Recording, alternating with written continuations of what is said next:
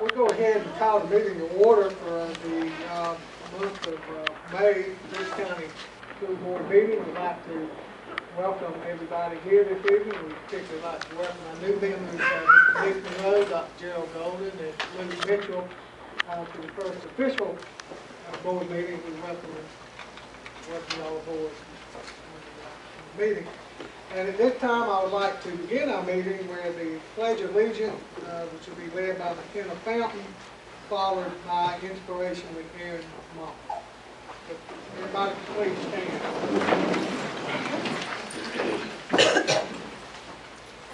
Allegiance to the flag of the United States of America and to the republic for which it stands, one nation, under God, indivisible, with liberty and justice for all. Y'all may be seated, please. Now we have Ms. Mock. Receive some motivation. Gandhi reminded us that it is the action, not the fruit of the action, that is important. We have to do the right thing. It may not be in our power, and it may not be in our time, that there will be any fruit, but that doesn't mean that we stop doing the right thing. We may never know the results come from our actions, but if we do nothing, there will be no result. Doing justice is easy. Doing right is often terribly difficult, especially when we find that we must take a stand that makes us unpopular, or when we realize that we owe an apology. Where there is hatred in this world, let us bring love. Where there is injury, pardon. Where there is despair, hope. Where there is darkness, light. And where there is sadness, joy. May we always try to understand, not just to be understood. Hope to console as well as to be consoled. Try to love, not just to be loved. For it is given that we receive. In serving others that we find our deepest fulfillment. In setting aside our focus on self, that we find the true meaning of life. God grant me the serenity to accept the things I cannot change, courage to change the things I can, and the wisdom to know the difference. So one living day at a time, enjoy one moment at a time, accepting hardships as the pathway to peace, taking as He did this simple world as it is, not as I would have it, trusting that He would make all things right if I surrender to His will, that I may be reasonably happy in His life and supremely happy with Him forever. May we leave this room today motivated to right another wrong in our world, no matter how large or small the action may be. Amen.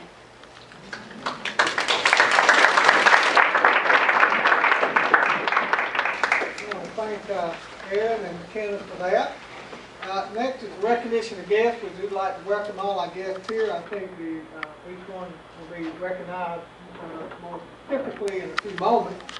And that brings us to item 4 on our agenda, the approval of the agenda and approval of the consent agenda item that we have before the board. I'd like the board to, I just want to make a note that because B, C, and D under 12 are not things that the board would vote on, that's just for information, and move those down there. The personnel resignations, because it's for the end of the contract, the intent to retire, and the personnel transfer. But I'd like the board to approve the agenda and the consent agenda as presented. We have a recommendation that we approve the agenda as presented, as long as the approval of the consent agenda item, which would be under numbers 7 and 9A. Is that correct? The what now? The consent agenda items are under number 7A and B and 9A. That's correct. All right, do we have a motion? So moved. By Larry. Do you have a second? Second. That's what Mr. Thomas. So, if there are any discussions or questions on that? All right, we'll call a question. All those in favor, raise your hand. All opposed, it is unanimous. So this will be the agenda for which we are going to proceed. All right, that takes us to public forum. We recognize Denton for the Best Employee Award from May. Good evening. For the month of May, Craig Ward was chosen as the Best Employee winner. And since I've been here, Craig has been extremely patient with me as I learned the website and everything. So I wasn't surprised at all that he was chosen. There's some things that people said about him. Craig is very professional. He is timely, knowledgeable, and helpful. Always has a great attitude about helping out, even when you make the same tech problem multiple times. And Craig is always ready to help in spite of his grueling schedule. He goes beyond the call of duty. And he will receive a $25 Visa gift card from Colony Bank.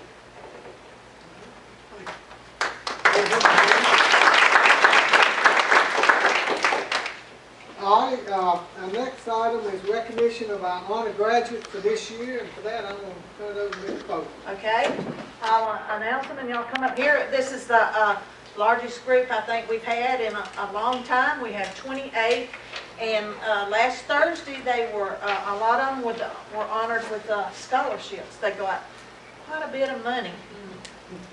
Charlie Kane, valedictorian. You just come up front when I call your name. Chandra Jones, salutatorian. Kaylee Thompson. Darren Banks. Carolee Hires. Dominique Jones. Jamaria Rose. Alexander Thompson. Garrett Fawcett. Jamesia Barty.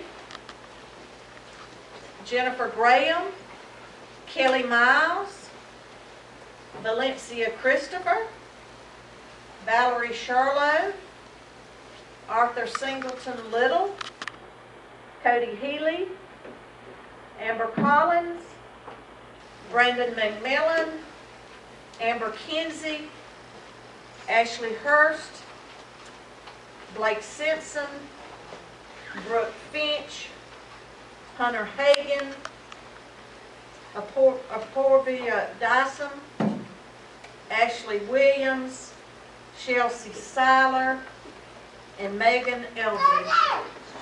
And we just wanted you to see the, and recognize for them for their hard work. And we're proud of them.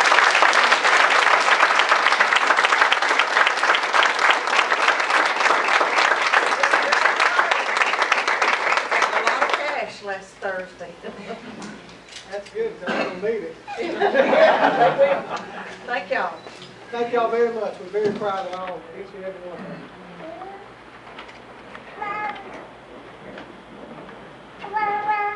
All right, the next item we have is Danielle Loach presenting some information for the annual community survey. Good evening. Thank y'all for having me. Got a little bit of a PowerPoint presentation for you. I'm the Family Connection Coordinator here in Brooks County, and I'm going to talk to you about our Family Connection Community Assessment results.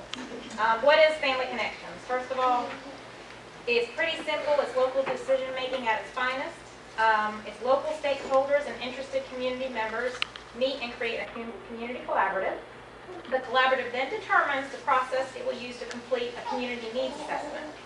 Based upon the results of the needs assessment, the collaborative then determines what it's going to do to help the community. Like I said before, it's simple, it's truly local decision making. We turn next to the community assessment, and the collaborative's community assessment consisted of a community survey, 2 focus groups, and an existing data review. The community survey, the survey questions were created by members of the collaborative and reviewed by our evaluation technical assistant at the state partnership, Ms. Julie Sharp. The survey was then presented to the school board for approval so that it could be sent home to each student's caregiver. The classes that returned the most surveys received a pizza party from Wiregrass Restaurant. The survey also went out through the churches within Brooks County. This collaboration gave us a return rate of 38.7%, which is huge. For any survey that goes out into the community. 968 surveys were returned. And the survey is truly representative because we got that much of a return rate on it. So here is the survey. Our respondents were 19% male and 81% female, which will happen when you're giving a survey out to the community through the school system. Our moms tend to look through our book bags and return anything that's brought back from the school. Location of the respondents, 55% represented the Quitman area, and then the other half represented the outlying areas of the community. The average household had 3 to 4 people in it, and the average household had about 2 children in it. The marital status of the respondents were primarily married, with single and never married following up second.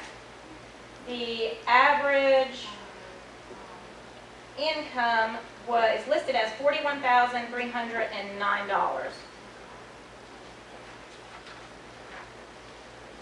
And some of the questions that kind of really got to the meat of what the collaborative decided to do to help were what you're about to see. During the past 12 months, was there any time when you needed any of the following but didn't get it because you could not afford it? I don't know if y'all are able to see. Can y'all read the writing up there, or do you need me to kind of help you with it? The greatest need was for doctor's visits. People weren't going because of money. Dental care, out-of-school activities, prescription medication, car repairs, house repairs, and school supplies hit that 25% mark and over. So basically, 1 out of 5 people needed assistance in those areas. They didn't have the money for it.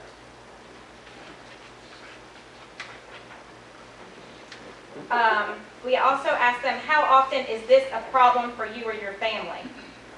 The categories were lack of mental health services, gang activity, crime committed by adults, lack of services for disabled adults and kids, lack of services for senior citizens, access to employment counseling, lack of opportunities for employment, handgun availability, lack of physical activity opportunities, lack of art or cultural opportunities, crime by teens/kids, lack of recreational opportunities, lack of quality, affordable child care.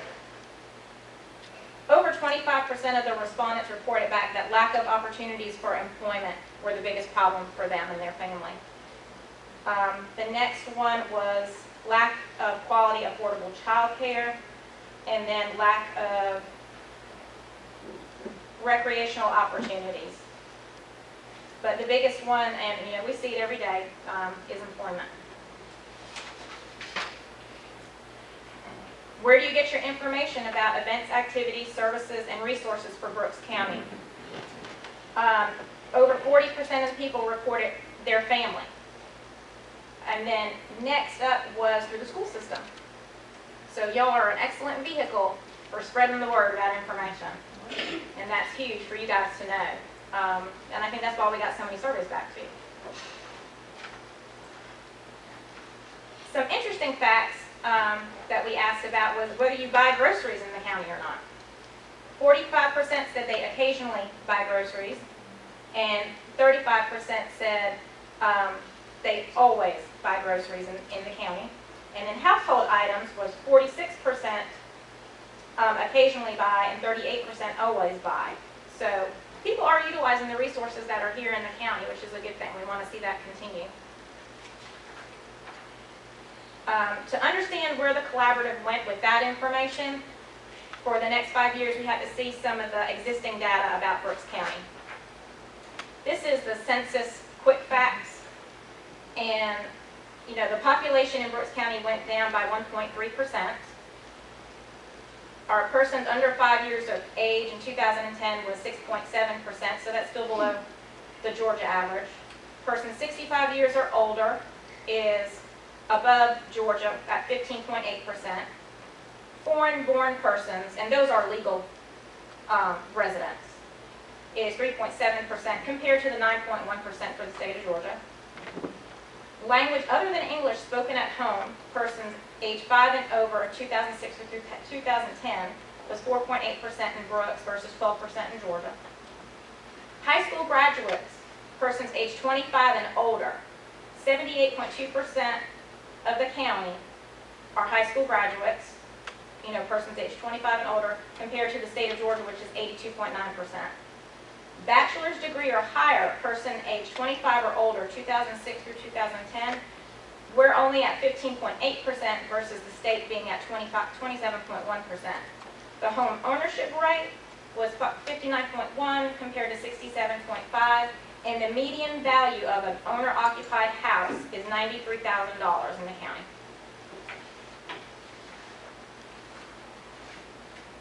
the educational attainment in Brooks County, and this again came from census data, is if you look at the green, we've got a little bit over 30% having their high school graduate, having a high school degree or GED. And then it drops down from there. If you look at the red, it says 9th to 12th grade, no diploma.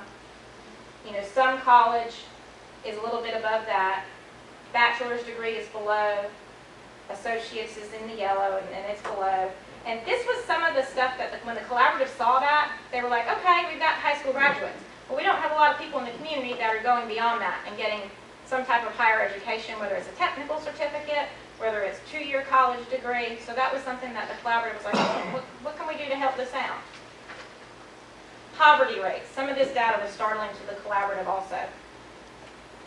And this also comes from the census data. 38.4% of Brooks County children live below the poverty level. That is above the Georgia average of 25% and the United States at 21.6%. Your whole family is at 18.4% that are below the poverty level, and individuals are at 17%. Those are, you know, both those statistics are still higher than Georgia and higher than the national rate.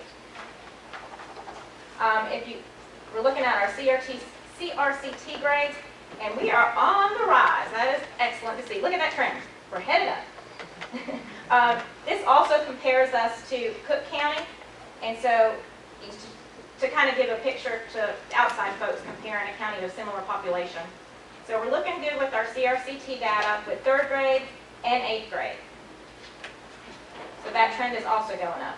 Teen pregnancies, it's a little bit scattered across the board, but it's on a downward trend. So that's some good data also, good statistics there. High school graduation rate, you know, we're going up, but we're still below the state average. So with all of that information, the collaborative came together and decided that they're going to provide a continuum of services and supports for youth and families that will assure academic achievement, career success, and encourage healthy lifestyles. We're going to implement that strategy through executing the following programs and activities with our partners. We're going to continue to be a partner in all 3 of our after-school programs, which includes All for Kids, Boys and Girls Club, and ECHOs, our 21st Century Community Learning Centers. We're going to try to provide one-on-one tutoring in each of those after-school programs prior to CRCT time. We want to look at helping provide career fairs at the middle school and at the high school and within the community. Our focus for this coming year will be our teen maze with a career impact. And this is something that's going to take probably over 100 volunteers within the community to put on a teen maze. And I'll be back to talk to y'all about that at a later date. If anybody has any questions about it, you can come and see me. Employment counseling for the community. That was a direct need that came from the surveys. Participating again with the 9th grade academy. This was very fun for the collaborative to get involved in by helping to provide some of the speakers that were involved in the academy. School Supply Extreme and Shop with a Cop. These are programs that educate families about safety by using school supplies as an incentive for attendance, and inform incoming 9th graders of the importance of 9th grade success through support from local law enforcement. We want to look at community gardens, continue to support our church food banks, and our church fitness center. Thank you for your dedication and support. Do you have any questions? I have one Sure. question. Did I understand you to say that the median income in Brooks County is $41,000? Yes, sir, based on that survey. Okay, and the 38% of the children was, or families were below the poverty line? They were living below the poverty line. Is there inconsistency in the two? One is because it's just from the survey that we sent out. The other is through the census, which is, you know, comprising a greater population base.